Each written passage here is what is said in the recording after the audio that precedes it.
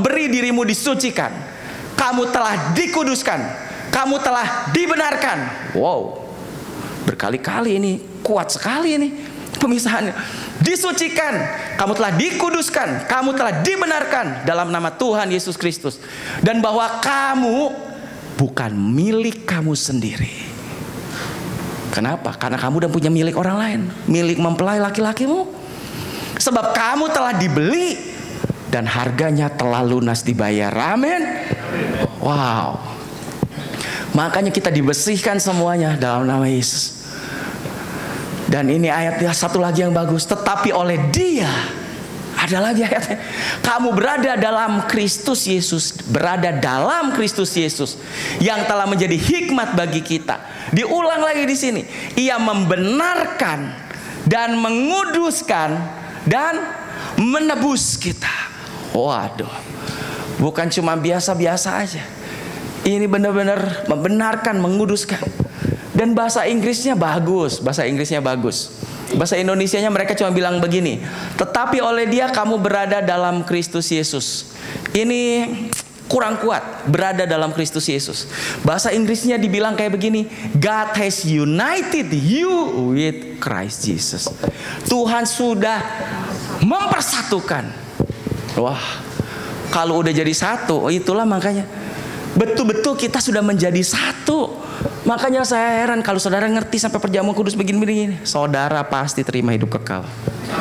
Itu betul-betul udah jadi satu. Makanya God has united you, sudah jadiin satu kamu. For our benefit, buat keuntungan kita katanya. God made him to be wisdom itself. Christ made us right with God. Bikin kita benar di hadapan Tuhan. He made us pure and holy. Bikin kita kudus dan suci. And He freed us from sin. Dan bebaskan kita dari dosa. Di terjemahan Inggris yang lain dipakai kata yang ini. Ini lebih penjabaran, lebih dijabarkan. Jadi apa yang Yesus buat? Yesus righteous, Dia benarkan kita. Sanctification itu pemurnian, redemption penebusan. Nah, saya banyak ketemu orang ngobrol. Ketika kita ngobrol, banyak orang bilang gini, saya percaya grace, saya percaya kasih karunia, saya percaya ini. Tapi begitu ngomong, ujung-ujungnya dia nggak percaya bahwa 3 hal ini Yesus sudah kerjakan dalam hidup kita. Dan kalau saudara nanti ngobrol sama orang lain juga, mungkin saudara akan mulai sadar. Banyak orang, banyak gereja, mereka tidak percaya Tuhan melakukan 3 hal. Banyak mereka percaya karena ini prosesnya begini. Banyak orang percaya Tuhan cuma lakukan ini. Tuhan cuma benarkan. Justification. Justification apa? We have been saved from the penalty of sin. Kita ini diselamatkan dari hukuman dari dosa. Memang gimana cara masuk surga? Juru selamat, satu-satunya juru selamat lewat Yesus. Iya, lewat Yesus. Udah. Setelah itu, nah, mereka mulai bilang, nah kita ini proses, ini bagian kita katanya. Setelah kita diselamatkan, udah selamat. Bilangnya sebegitu. Setelah itu apa? Dari hari ke hari kita harus belajar hidup kudus. Dia tidak percaya bahwa sanctification Tuhan yang kasih. Padahal kalau lihat ayatnya, semua Tuhan yang lakukan. Betul-betul gak ada bagian kita. Apa ini sanctification? We are being saved from the power of sin. Kita ini diselamatkan dari kuasa dosanya. Kalau di sini ada upah dosanya. Nah, banyak gereja mereka stop sampai di sini aja. Kita bebas, upah dosa udah gak ada lagi. Tapi kuasa dosa tetap ada. Saya bilang kalau saya gak percaya itu. Kuasa dosa bahkan Yesus sudah tebus. Amin. Makanya dosa tidak berkuasa lagi. Dan bahayanya apa? What you believe is what you receive. Apa yang saudara percaya, itu yang saudara terima. Karena banyak orang tetap percaya bahwa dosa masih punya kuasa dalam hidupmu. Dosa masih berkuasa, makanya dosa masih banyak berkuasa. Ketika kita tidak percaya, kita percaya itu Yesus sudah tebus. Beres. Kemudian ada yang bilang lagi, oh sampai sini saya percaya, tapi ini saya enggak. Nggak ada kuasanya lagi itu dosa, tapi harus tetap berjuang. Dari kemuliaan untuk kemuliaan, glorification. Ini apa? We will be saved from the presence of sin. Kita ini diselamatkan dari dosa demi dosa. Makanya sebetulnya Yesus sudah tebus kita mulai dari justification, sanctification. Makanya tadi glorification, kenapa tadi ada ayatnya di Alkitab? From glory to glory. Siapa yang bawa? Tuhan. Tuhan yang bawa kita dari kemuliaan kepada kemuliaan. From grace to grace. Ini semua Tuhan yang buat dalam hidup kita. Tuhan yang buat. Saya percaya Yesus yang membenarkan kita. Jesus Christ yang sanctify kita, yang menguduskan kita. Dan Jesus Christ yang glorify kita juga. Amin. Kemuliaan Dia juga yang berikan.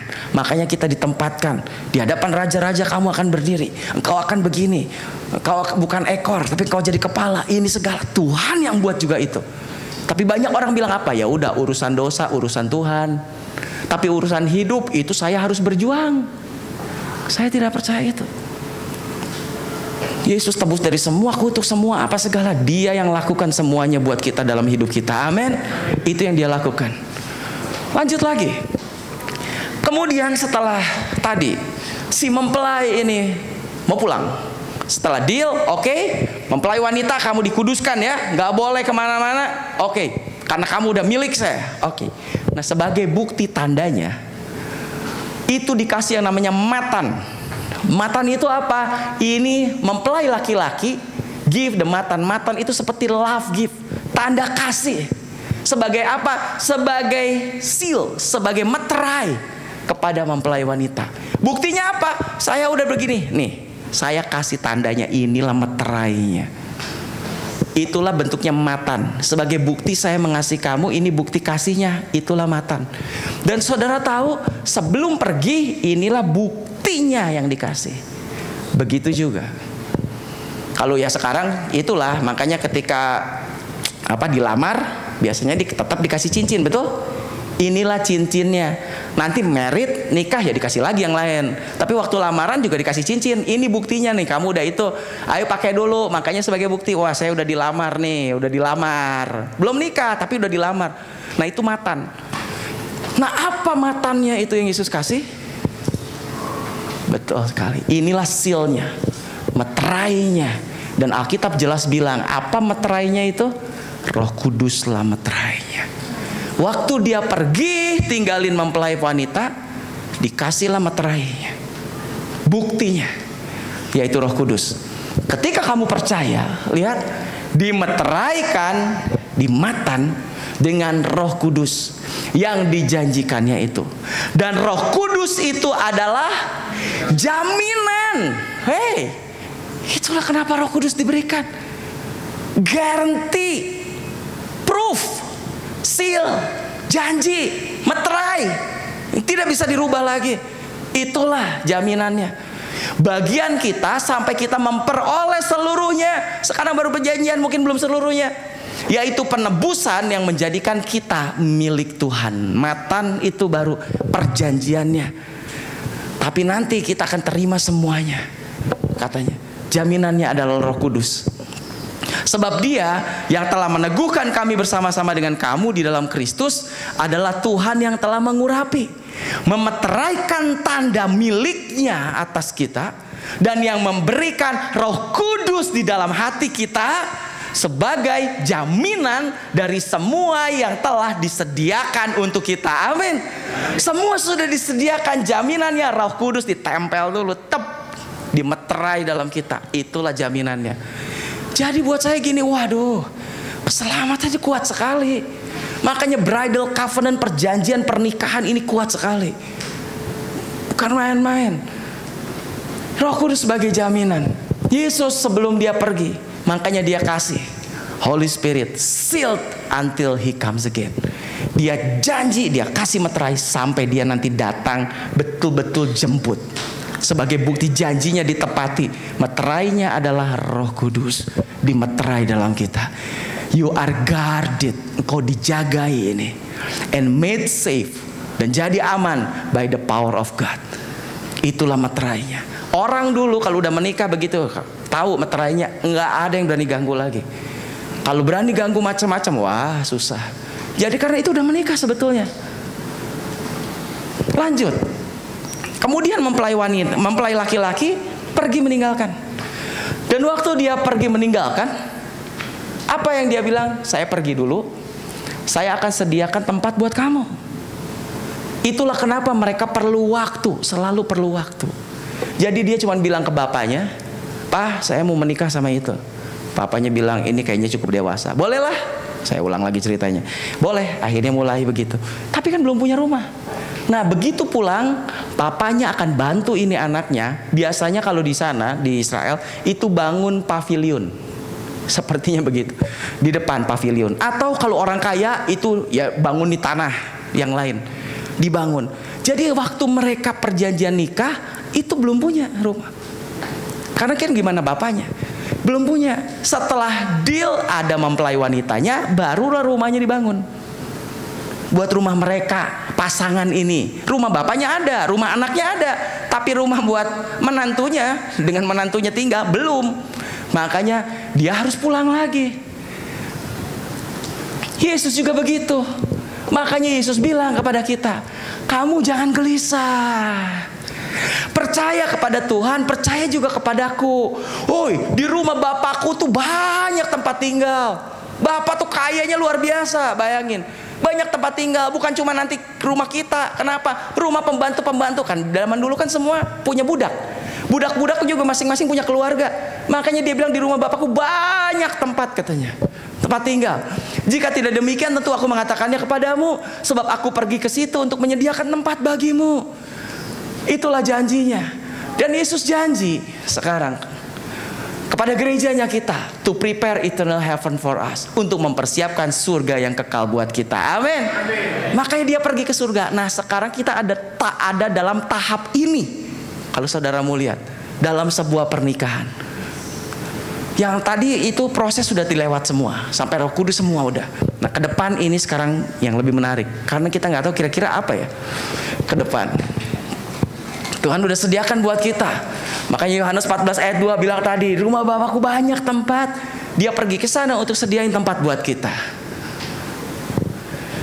2 Korintus bilang gini, karena kami tahu bahwa jika kemah tempat kediaman kita di bumi ini dibongkar, Allah telah menyediakan suatu tempat kediaman di surga bagi kita. Amin.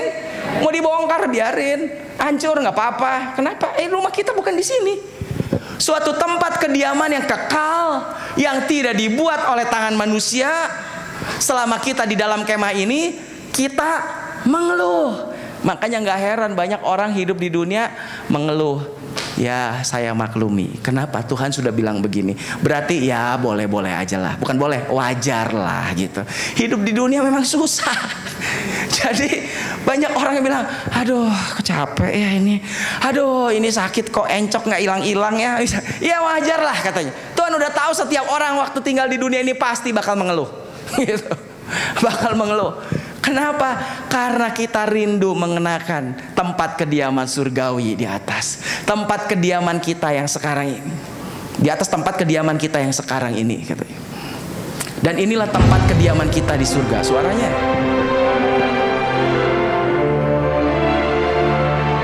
Aku pergi untuk menyediakan tempat bagimu.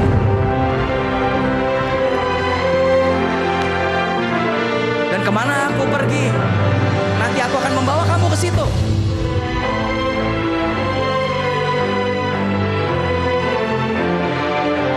Supaya nanti di tempat di mana aku berada, kamu juga ada di situ.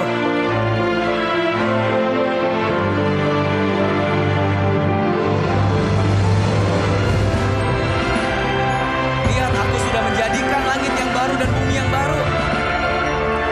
Yang lama engkau nggak akan ingat-ingat lagi nanti. Kenapa? Karena kau akan sangat bersuka cita dengan apa yang aku sudah buat kamu.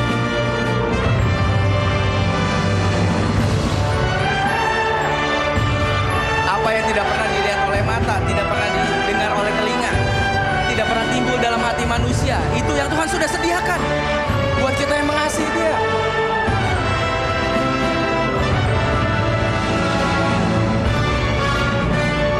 Jangan ingat-ingat lagi yang lama, aku sudah menyediakannya dari awal itu. Tidak ada yang seperti aku. Aku menyatakan awal menjadi kenyataan. Aku akan menyediakan sebuah tempat yang namanya surga buat kita. Amin. Luar biasa. Dia janji, dan sampai sinilah dia sedang menyediakan. Tapi kita percaya dia sedang mengerjakan itu buat kita. Amin. Ada. Nah, ini kelanjutan yang menarik. Mana ini? Dan kemudian mempelai laki-laki itu berjanji untuk datang lagi. Dia bilang, aku akan pergi, aku sediakan tempat. Tapi setelah itu dia janji, aku akan datang lagi. Bukan cuma pergi doang janjinya, nyediain tempat, tapi janji juga akan datang lagi. Inilah janjinya. Dan hari ini, inilah yang menjadi pengharapan kita. Janjinya inilah, amin. Inilah janji dia datang untuk jemput kita lagi. Dan tentang janjinya ini, apakah satu kepastian dia untuk jemput kita? Ya. Tapi banyak orang mereka menjadi takut untuk tidak dijemput. Itu yang saya aneh. Kenapa banyak orang menjadi takut untuk tidak dijemput? Karena banyak hamba-hamba Tuhan yang mengajarkan ngambil dari perumpamaan tentang 10 gadis atau 10 anak darah ini. Makanya saya mau bahas lagi sedikit di sini. Inilah yang bikin takut. Biasanya gereja cerita tentang janjinya Tuhan, makanya jadi harap-harap cemas antara yakin dan tidak yakin bahwa akan ikut dalam pengangkatan atau ditinggal. Tapi kalau lihat cerita dari awal itu sangat kuat sekali, betul? Bridal covenant itu sangat kuat, perjanjian pernikahan sangat kuat. Nah, makanya sekarang saya mau jelaskan ini, kenapa bisa terjadi begitu. Karena ini cerita 10 anak darah, ceritanya adalah ketika mempelai laki-laki mau datang lagi ke mempelai wanitanya, ke rumah mempelai wanitanya, kemudian ada cerita ada 10 gadis atau 10 anak darah, yang 5 bijaksana, yang 5 bodoh. Kenapa? Waktu mereka tunggu untuk mempelai datang, malam-malam mereka ketiduran semua. Yang 5 bawa cadangan minyak dalam pelita mereka, karena mereka tunggu pakai pelita, karena di zaman dulu nggak ada listrik, apalagi penerang lampu jalan, gelap, betul-betul gelap. Kalau nggak pakai pelita nggak bisa lihat apa-apa begitu. Yang 5 semuanya mati. Yang 5 punya cadangan minyak, yang 5 tidak punya cadangan minyak. Kemudian yang 5 ini yang akhirnya kemudian datang, mereka kaget sama-sama bangun. Yang 5 minta kepada yang 5 lagi, yang punya cadangan bilang, waduh kalau kita kasih nanti kita juga nggak cukup, karena ini cuman cukup sekali tuang. Udah kamu beli aja ke warung, carilah warung yang buka. Pergilah yang 5 ini cari minyak. Ketika dia pergi cari minyak, datang ini mempelainya. Akhirnya yang 5 gadis bijaksana yang bawa cadangan minyak ikut masuk. Yang 5 lagi akhirnya mereka begitu datang, itu pintu sudah ditutup, gedor-gedor nggak dibuka. Jadi dari situlah ceritanya bahwa nanti ada yang ditinggal, ada yang diangkat, ada yang ikut, ada yang tidak ikut. Ceritanya memang betul, ada yang ikut, ada yang tidak ikut. Tapi yang salah adalah menginterpretasikan dari, ini kan parable, ini dari perumpamaannya. Kenapa? Alkitab selalu konsisten. Dari awal tadi saya bilang bahwa gereja itu digambarkan sebagai mempelai wanita. Yesus adalah mempelai pria. Sedangkan di perumpamaan ini 10 ini disebut siapa? 10 gadis atau 10 anak darah. Apakah 10 anak darah atau 10 gadis ini adalah mempelai? Jelas bukan. Itulah interpretasi yang salah. Kalau ini adalah mempelai, jadi apakah Yesus datang untuk 10 orang ini? Tidak, sama sekali. Kalau Yesus datang untuk 10 orang ini, berarti Yesus siap-siap poligami. Masa dia mau menikahi 10 anak darah? Ini kan bukan mempelai Yesus. Loh, kalau bukan mempelai Yesus ya berarti bukan. Sedangkan kita gereja, kita mempelai. Kalau begitu di dalam cerita ini, di manakah mempelai wanita? Simpel ceritanya, di dalam rumah. Jadi kita sudah ada di dalam rumah. Kalau di dalam rumah kira-kira ketinggalan nggak? Oh, Yesus datang buat kita.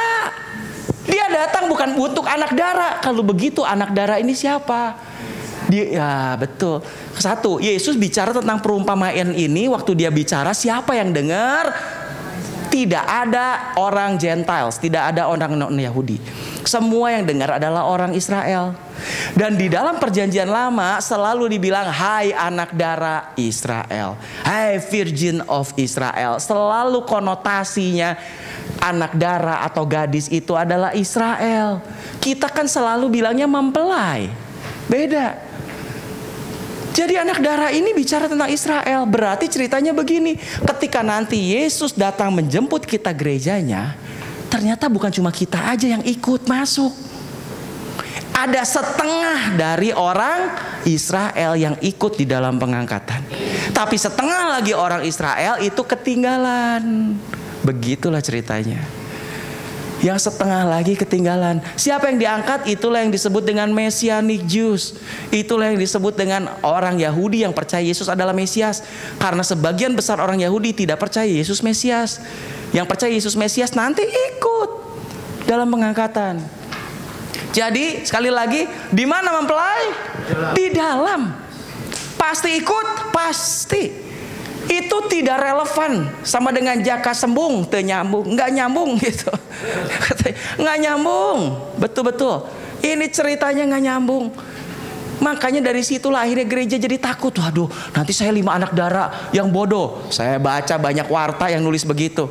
Jangan jadi 5 anak darah bodoh. Dalam arti memang kamu bukan 5 anak darah bodoh, dan kamu juga bukan 5 anak darah pintar. Gitu. Kamu mempelai. Mau pintar mau bodoh itu orang Yahudi, bukan kita. Kenapa jadi takut? Akhirnya dari situlah orang takut tidak diangkat. Kalau gitu pasti. Makanya di 1 Tesalonika 5 jelas Yesus bilang kayak begini. Paulus bilang, ini Paulus. Karena kamu sendiri tahu benar-benar bahwa hari Tuhan datang seperti pencuri pada malam. Dan yang menarik kayak begini nih. Tadi mempelai pria itu datang ke rumah mempelai wanita itu selalu malam. Kenapa?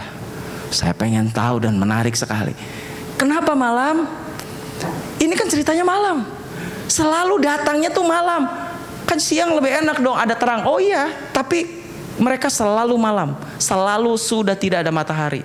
Kenapa? Karena orang Yahudi memulai hari bukan jam 12 malam. Tapi orang Yahudi memulai hari itu adalah ketika matahari terbenam, sekitar mulai jam 6. Jadi tradisi mereka adalah penjemputan itu dimulai pada hari yang baru. Itu penjemputan, that's a new season, new day dawning. Makanya dibilang new day, it's a new day. Ini hari yang baru. Jadi selalu jemput setelah matahari terbenam. Itu ceritanya. Dan tadi di film di awal itu biasanya ramenya mulai apa?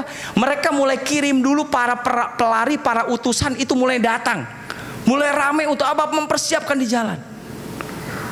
Dan betul, nanti waktu Yesus datang yang kedua kalinya, sebelum Yesus datang akan ada satu keramaian.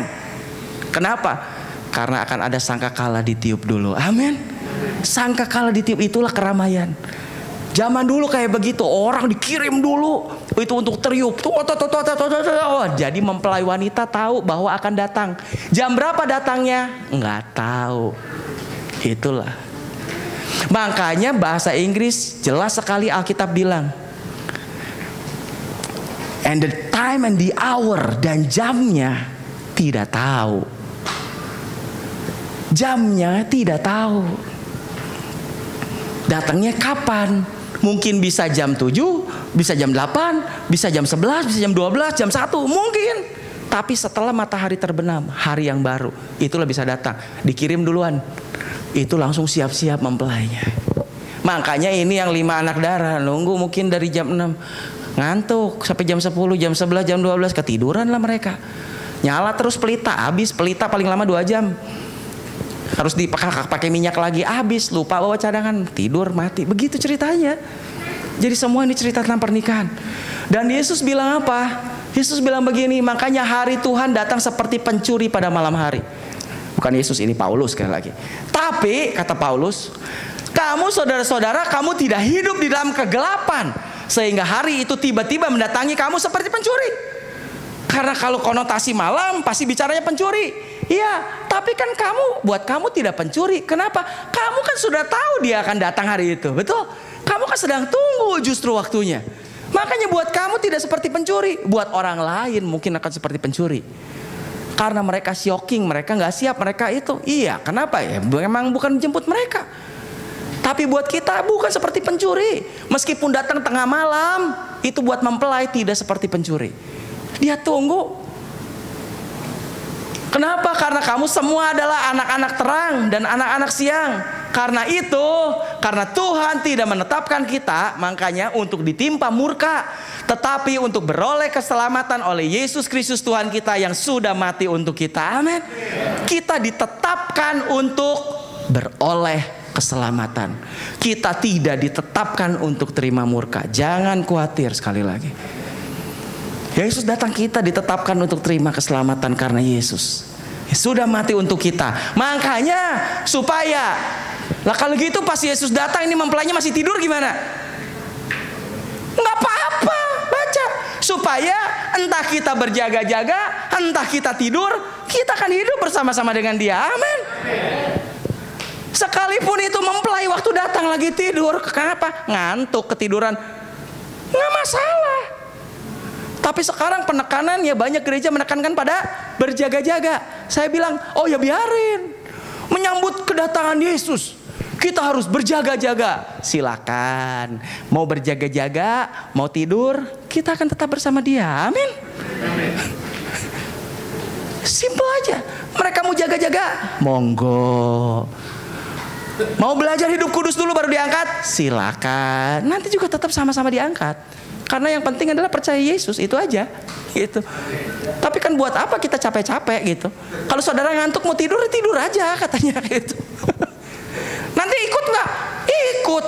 Nggak mungkin waktu ini mempelai laki-laki datang kemudian mempelai wanitanya lagi teler tidur terus kan, loh kok kamu tidur? Udah pernikahannya nggak jadi? Mungkin? Tidak mungkin kan? Kalau kita